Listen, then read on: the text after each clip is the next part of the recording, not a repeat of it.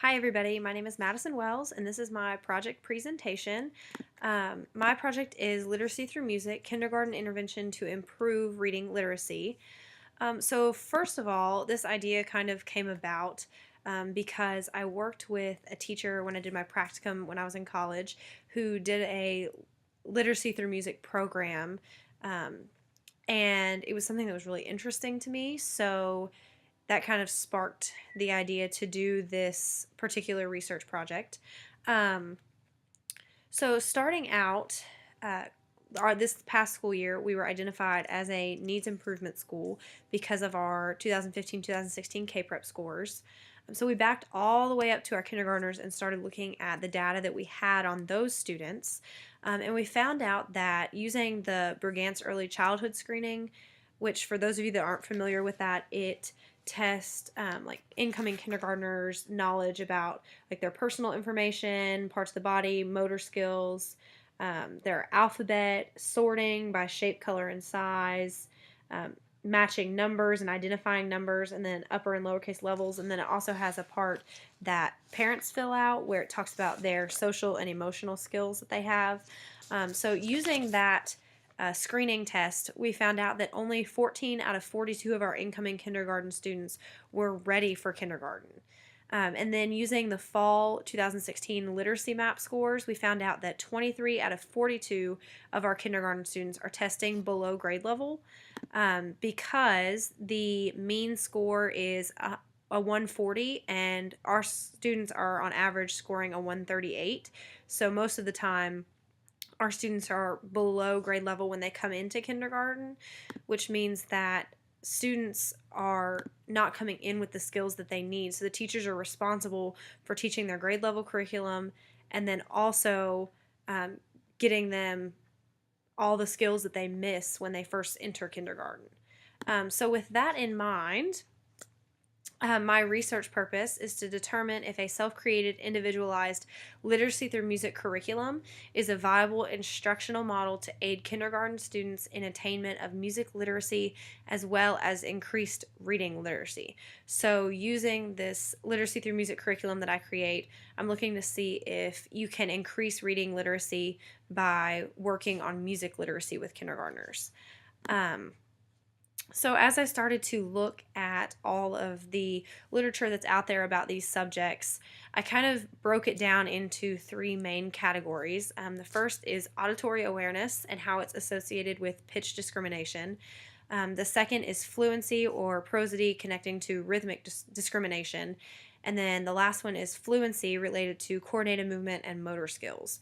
So, all the research I found can kind of fit into one of those three categories.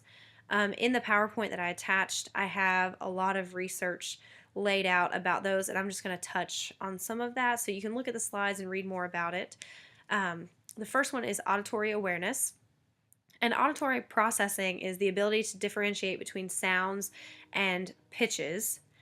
So this is an important skill for reading, obviously, because when you're learning how to create sounds and form letters and form words, that auditory awareness and discrimination is what helps students to understand what they're reading and what they're hearing.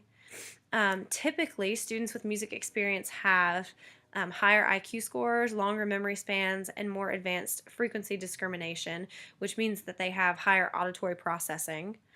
And in several studies that I found, there was a big correlation between pitch recognition and pitch discrimination and students' reading ability. So one of the studies described it as the transfer between music skills and reading skills as the ability to transfer notes into a melody, just like reading transfers isolated words and sounds into meaningful sentences. I mean, I thought that was a really good way to kind of sum up how they connect to each other and how that transfer happens. And I found it really interesting. One of the studies written by the author Long, she found that test of pitch sensitivity at age 5 can predict a student's reading ability.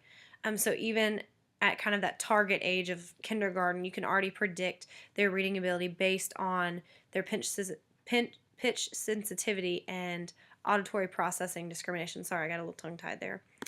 The second one was fluency and rhythm. And fluency is reading aloud with accuracy, appropriate speed, and expression.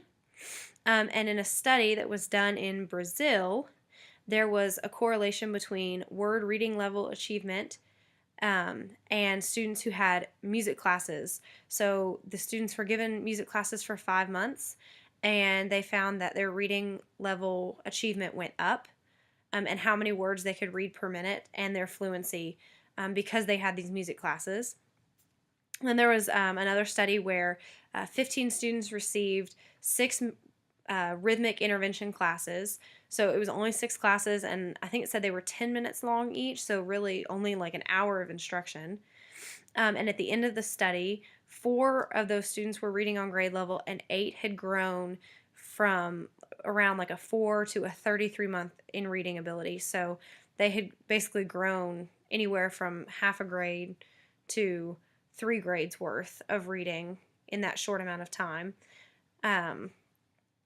And the same students said that they could read easier and that they recognized words more quickly. So the students were also able to recognize that they were having better fluency because of that rhythmic intervention. And then the last one is fluency and movement. And everybody in the music world knows Dalcroze. And he believed that students' individual differences in reproducing rhythms and measuring time irregularly could be corrected with rhythmic training. So he kind of came up with eurythmics, which is the systematic approach for regulating the neutral rhythms of the body through smooth, uninterrupted, and flowing sounds. So when we talk about Dalcroze, we're talking a lot about like purposeful movement and getting students to move and kind of cross that center line of their body and develop that coordination. So I found a lot of studies incorporating dyslexia with this particular concept. So there was a study where they studied students with dyslexia, and they usually have a delay in identifying sounds or phonemic awareness, and a delay in tapping with a steady beat with a metronome. So that's kind of just putting what they're hearing into that physical movement. And in a study that was done at a junior high in the UK, they did physical, like motor skill tasks during an intervention, and things like throwing beanbags and stretching and working on balance beams. And they found that after they had done this intervention, they had better accuracy, better fluency, and better working memory. So that just kind of touches on those 3 areas that I found. So getting more in depth into my particular study, I would consider this an action research because I'm doing this research project with my kids at school, and I'm pulling them for this intervention class, and I'm trying out this curriculum and this idea of working with students or in small groups for an intervention to see if it improves their reading literacy. So for my study, I'm using 16 kindergarten students. 7 are females and 9 are males. And we've got some criteria for those students. The first is that they're not receiving a reading intervention service. We wanted to do that so that there weren't any possible things that were swaying the results that we get, because we want to make sure that any of their growth that's beyond what we could normally expect is coming strictly from that music intervention. One of the other criteria is that they scored below kindergarten ready on the Brigance test. There is, I think, one exception of a student who he scored kindergarten ready, but his MAP score was low enough that he kind of fell into the category of needing that assistance. And then the other kind of criteria was that they scored in the lower 2 quartiles on the fall 2016 literacy map test. And then the last criteria is that we have consent from the parent. So obviously right now I'm still in the process of getting my project approved through the IRB. So we've selected these students and I'm waiting to get consent from the parents. So when I'm talking about these students, this is, with in mind that the students that we've kind of chosen based on not getting the reading intervention and the Brigance and MAP scores, that we get consent from the parents to be able to have them in the study. So this is like kind of me just speaking like as my like preliminary group of kids that I would pick. So the assessments for this study are that they are going to be tested on upper case letters and lowercase letters and the sounds that the letters make. So being able to identify the letter and and produce the sound.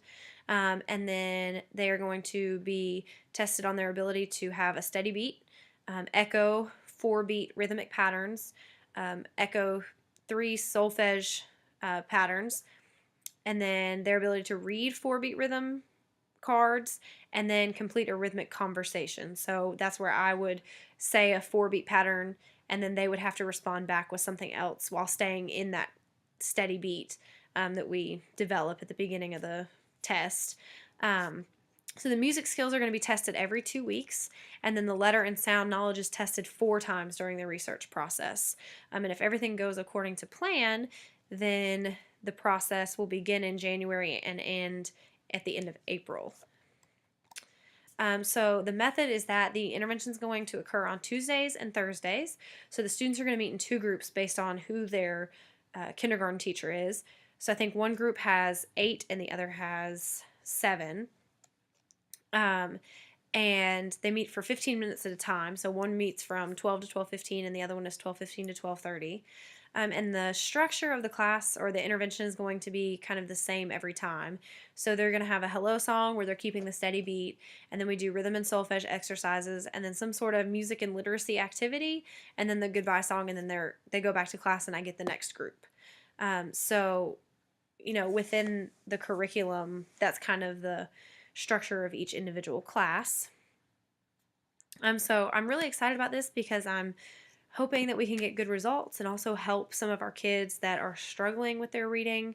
And it's also really, really fun because I think every way that we can prove how music is essential to our kids, even if it's, not, I hate to say not a standalone, but music should be a standalone subject. But every way that we can defend kind of what we do and how it benefits our students in more than one way, I think can be really helpful, and especially in our school, thinking about the kind of demographics of our kindergartners and how they come in unprepared for kindergarten with their reading and vocabulary skills. So I think this could be something that really helps our kids.